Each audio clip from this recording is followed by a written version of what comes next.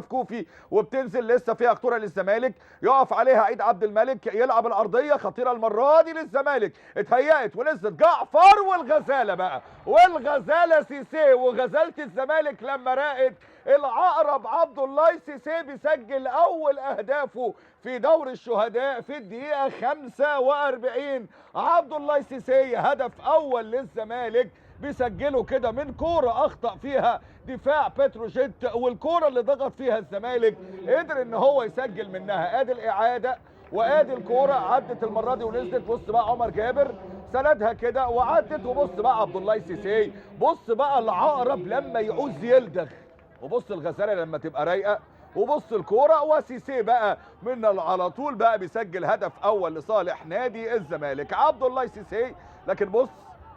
هي مكتوبه للزمالك ان هو يسجل، يعني ابراهيم يعني عمر جابر كده عدلها بكتفه وجعفر سندها وعبد الله